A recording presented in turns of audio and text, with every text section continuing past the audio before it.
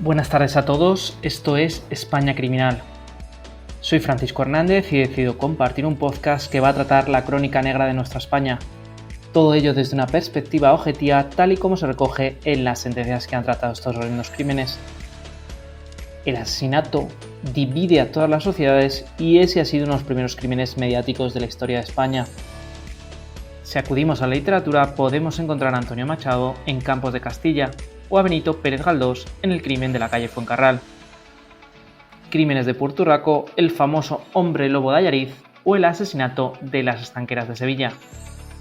Todos ellos son historias de nuestra España, la España negra. Lejos de avergonzarnos, debemos de aprender de ellas para que no se vuelvan a producir.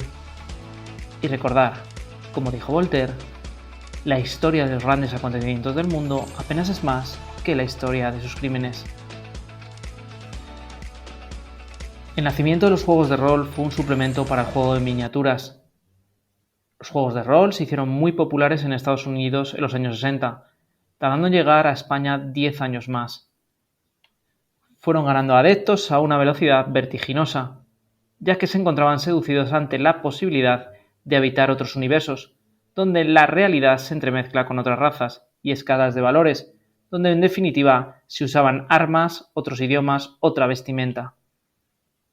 Una partida es como una obra de teatro o un cuento improvisado colectivamente por los participantes, cuya mayor habilidad es la de narrar con imaginación. No todo es bonito en este tipo de juegos, sino que encontramos episodios oscuros, como el que os vamos a contar en el día de hoy. El llamado crimen de rol asombró a la sociedad española de los años 90. Ningún crimen es justificable, pero a menudo los crímenes tienen una motivación aparente, ya sea dinero, amor, celos. No ocurre esto en el presente caso. Nos vamos a situar en un año como fue el de 1994, donde se producen profundas modificaciones en la sociedad. Hay hechos que todos recordamos. En primer lugar, por ejemplo, se fugó el exdirector de la Guardia Civil, Luis Roldán, cuando tenía que comparecer ante el juego para declarar. O bien Cándido Méndez fue elegido secretario general de UGT. Fijaros que ojeando un poco el noveno estado de la nación, se discutió acerca de la corrupción que había en el país, con medidas tendentes a reducir estas prácticas. Nos vamos a encontrar con este crimen de rol, con un caso totalmente diferente, donde todavía hoy la familia se pregunta por qué. Nosotros también nos preguntamos el por qué. No se puede criminalizar este tipo de juegos sino contar qué ocurrió en este apasionante suceso. Nuevamente, os indico que voy a sustituir los nombres reales por unos ficticios para salvaguardar la Ley de Protección de Datos. La información la ha obtenido el Juzgado de Instrucción número 5 de Madrid, que instruyó el sumario 14/1994. En segundo lugar, la sentencia de la Audiencia Provincial de Madrid de 12 de febrero de 1997. La sentencia del Tribunal Supremo, la Sala de lo Penal, de 25 de junio de 1998. Y por último, también he consultado los diarios de la época. Fernando padecía problemas estomacales, era enfermizo y muy delgado, lo que hacía que muchas veces se encontrase postrado en cama sin salir de casa. Eso le hizo convertirse en una persona huraña y con pocas amistades. Sin embargo, con Emilio se mostró expansivo y cercano. Fernando era mayor de edad, tenía 21 años, mientras que Emilio contaba con 17 años de edad. Eran buenos estudiantes, especialmente Fernando, quien estudiaba química. Entre ellos surgió una gran amistad, quizás una relación de dependencia afectiva, pudiendo aseverar que tenían cierta simbiosis. Emilio adoraba a Fernando, se podría decir que había cierta sumisión. Eran chavales a los que no les gustaba salir de fiesta, ni llegar a la mañana siguiente a sus casas. Compartían ciertas aficiones y estaban plenamente unidos por una afición que ambos tenían a los denominados juegos de rol, que además también iban a compartir con amigos. Los dos estudiantes construyeron un mundo imaginario que trasladaron a la realidad. Es cierto que sus amigos también tenían ese hobby, pero para ellos se convirtió en una pura obsesión. Emilio iba frecuentemente a casa de Fernando, y Fernando a casa de Emilio, y a sus padres nunca les extrañó. Incluso los padres de Emilio lo veían positivo, una buena amistad, buen estudiante y sin adicciones conocidas. En una de las noches que Emilio fue a casa de Fernando tuvieron un momento de inspiración. Diseñaron un juego en que cada uno de los jugadores interpretaría un personaje a quien se le asignaría determinadas pautas de actuación, sometidas en último término a la dirección del responsable de la actividad lúdica, al que llamarían máster. Esta función acordaron que fuera asumida en la mayoría de las ocasiones por Fernando, era el mayor y además el cerebro del juego. Os preguntaríais en qué consistían este tipo de juegos diseñados por ambos. Se iban a materializar en fichas de papel en las que aparecerían registradas todo tipo de informaciones, así como experiencias surgidas en tal actividad, y las peculiaridades de cada personaje, su complexión física, habilidades, aptitudes o cualquier otro dato definitorio del sujeto, concluyendo el juego cuando se hubiese logrado completar o superar la aventura ideada. En ocasiones se iba a traspasar el plano de lo imaginario lo reflejado en las fichas para escenificarlo, con comportamientos similares a movimientos de guerrilla o maniobras, es decir, había rol en vivo. Esto fue la perdición. Fernando había ideado una especie de juego de rol llamado Razas, al cual venían jugando un reducido grupo de amigos. La peculiaridad de Razas consistía en dividirlo todo en arquetipos que representaban una parte de la personalidad de una persona, inspirados en ocasiones en ciertas publicaciones como libros de terror, ciencia ficción, cómics, vídeos, pero siempre impregnados los personajes por violencia, terror, odio, armas y muerte. En un momento dado, Fernando, en el año 1994, decidió superar tanto la forma lúdica documentada en fichas como la de la escenificación para materializar en el mundo de la realidad física un plan consistente en dar muerte a una persona, que debía ser una chica joven y en su defecto un menor, o bien una persona mayor que sería acometido por ambos. Pensaron que Fernando sería quien estaría a la víctima escogida una herida mortal en el cuello, y mientras Emilio daría múltiples cuchilladas afectantes a zonas no vitales. Pero ellos tenían un propósito, que es causar dolor a la víctima de forma que se procuraba su debilitamiento. Ese cruel plan se los puso a Fernando en varias ocasiones a varios amigos, en tono jocoso, no pensando en ninguno de los amigos que lo pudiese llevar a cabo. Sin embargo, Emilio sucumbió a su realización, sea por su sumisión, sea por su inmadurez o por su maldad intrínseca, sintió Fernando, dibujándose una sonrisa en la cara de este. Pasaban las horas y los días juntos entre ambos, mostrándose impacientes para su realización. Finalmente, sobre la 1:30 del 30 de abril de 1994, encontrándose juntos en casa de Emilio y planteada de nuevo la cuestión, decidieron ambos salir, provistos de guantes de látex y cada uno con un cuchillo, también con ropas viejas. Todo estaba planeado, incluso el cuchillo, donde el que llevaba Fernando era de menores dimensiones que el de Emilio. Ambos se dirigieron al barrio de Manoteras en busca de una persona idónea para el propósito perseguido. Eligieron el barrio de Manoteras por dos motivos: estaba a las afueras y era poco transitado por la noche. La primera persona que se cruzaron en el camino fue descartada. Era un varón que vino en una parada de colectivos con unos Wallman y cara de idiota, relataría el diario de Fernando. Incluso hablaron con él. Se salvó porque llegó el autobús. Frustrados, los asesinos continuaron su marcha y divisaron a una mujer que sacaba la basura. Pero no les dio tiempo a nada y además tampoco era joven. Un rato más tarde avistaron a una chica que iba acompañada por un hombre. No resultaba tampoco conveniente. Luego se toparon con una pareja de novios. Fernando estaba muy fastidiado por los contratiempos que se les presentaban para respetar las consignas. Escribiría en su diario personal un par de horas después: «Maldita manía de acompañar a las mujeres a sus casas».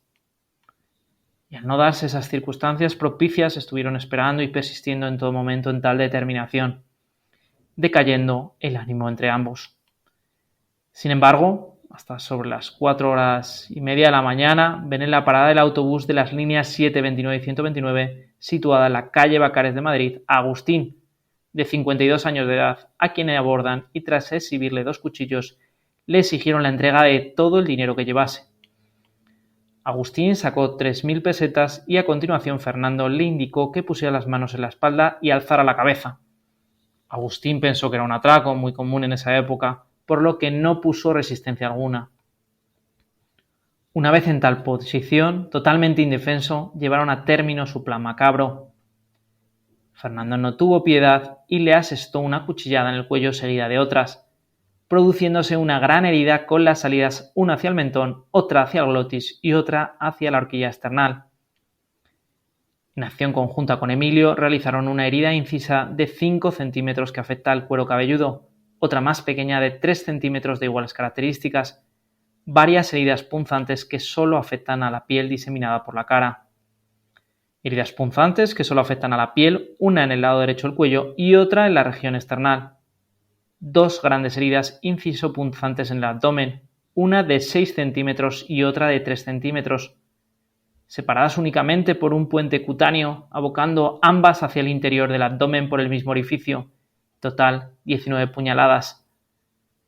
La víctima en su mano derecha tenía restos de un guante de látex. La herida causada en el cuello provocó que los músculos del cuello, yugular y carótida quedaban seccionados y en la tráquea y esófago existen desgarros, viéndose incluso a nivel de columna cervical una erosión producida en los cuerpos vertebrales. Aunque el ataque empezó en la parada del autobús y ante el intento de huida de Agustín, fue alcanzado por los asesinos hasta caer por un terraplén situado en las inmediaciones, donde perdió Fernando su cuchillo.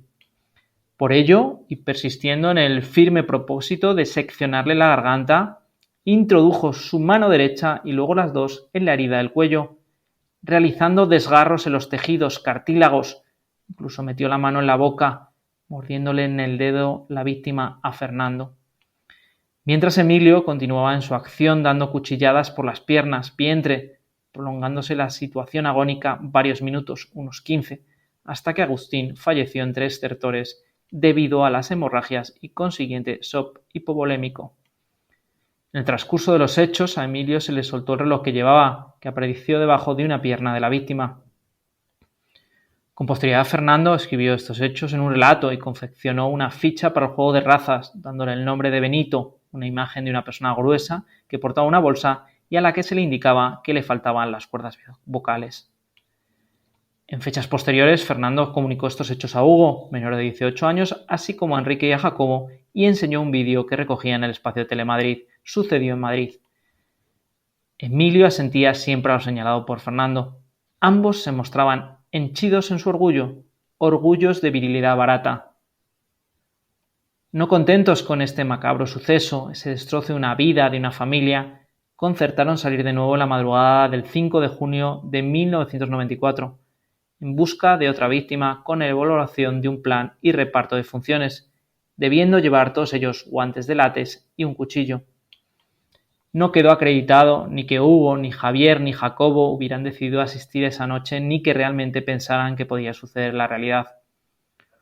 Hugo tenía dudas sobre que los hechos sucedidos pudiesen ser ciertos, puso los hechos en conocimiento de la policía y sobre las 23 horas del 4 de junio de 1995, por funcionarios adscritos a la Brigada Provincial de la Policía Judicial, se procedió a la detención de Fernando y Emilio, quienes venían de comprar del centro comercial La Vaguada un paquete de guantes de látex, impidiendo con ello la materialización del plan previsto.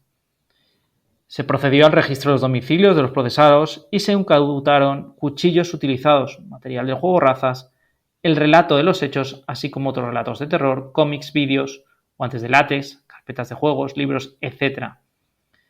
En el propio relato de los hechos en el diario, Fernando describía a Agustín de la siguiente forma.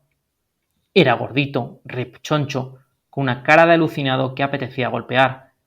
Barba de 3 días, una bolsita que parecía llevar ropa y una papeleta imaginaria que decía «Quiero morir». Incluso mitad en tono jocoso, quizás porque lo pensaban, Fernando decía «Pobre hombre, no se merecía lo que le pasó». Fue una desgracia ya que nosotros buscábamos adolescentes y no pobres obreros trabajadores. En fin, la vida a veces es muy ruin. La crueldad de unos medios hombres se cebó con un trabajador, una persona que salía cada día a obtener un futuro. La vida es muchas veces demasiado injusta. El procesado Fernando tenía en el momento de ocurrir los hechos un trastorno de la personalidad psicopatía, manteniendo sus facultades volitivas e intelectivas intactas. Agustín lo asesinaron porque pasaba por allí, porque esa noche decidió volver a su casa en el Búho, en el bus nocturno de Madrid. Estaba visitando, como hacía a menudo, a una amiga suya que se llamaba Modesta y que vivía en el barrio de Manoteras.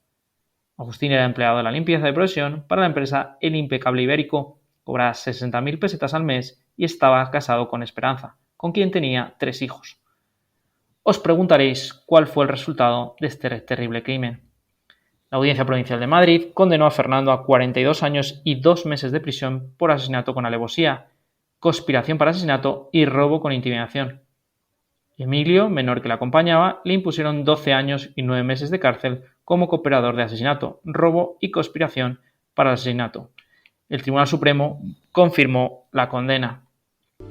Fernando se encuentra en libertad condicional y ha saldado casi la totalidad de la pena de 25 millones de pesetas, 150.000 euros, que tuvo que pagar a la familia de la víctima.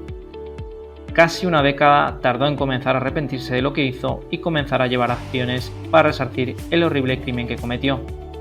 Fuentes cercanas a Fernando indican que hasta le ha escrito una carta a la familia para pedirles perdón. Ha aprovechado su tiempo en prisión no solo trabajando desde 2007 gracias a los permisos que se le concedían, sino que ha conseguido ser el primer preso en finalizar 3 carreras y también ha completado estudios de inglés y física cuántica. Con casos como esto nos hace preguntarnos si la reinserción es posible. Esperemos que su reinserción sea plena, aunque no se conseguirá borrar el terrible crimen que provocó. Emilio se encuentra en libertad, estudió informática y, según fuentes consultadas, ha ayudado a otros internos. Poca información se tiene de él. Estos crímenes hacen replantearnos a todos nosotros si ciertos juegos son seguros. Si tantas horas que pasan los jóvenes al ordenador no puede suponer que la imaginación sea sustituida por la maldad y que se provoque este tipo de hechos. Afortunadamente estos hechos son excepcionales, pero que adquieren suma relevancia cuando ocurren. Muchas veces no tenemos el porqué y tampoco lo sabremos. Chavales aparentemente normales, solos, que no toman drogas, que la vida nocturna no les consume su tiempo y sin embargo su ideación hace que sustituyan lo que es ficción por una realidad. Los efectos son brutales, como hemos podido ver.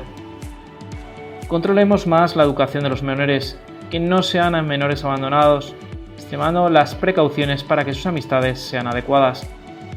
No se exige que exista un control absoluto, pero sí brindar las herramientas para que pueda haber alternativas y que la educación sea en plenitud, que estos hechos sean mucho más que aislados. Y esto es todo por hoy, espero que te haya resultado de interés y haya arrojado un poco de luz sobre el tema. Te recuerdo que puedes suscribirte a este programa en iVoox, Google Podcasts, Spotify, Amazon Music, YouTube a través del canal España Criminal, así como seguirme en Twitter España Criminal, donde puedes indicarme sobre qué caso te gustaría que se tratase en este programa. Y recuerda, el crimen perfecto no es aquel que no se resuelve, sino el que se resuelve con un falso culpable.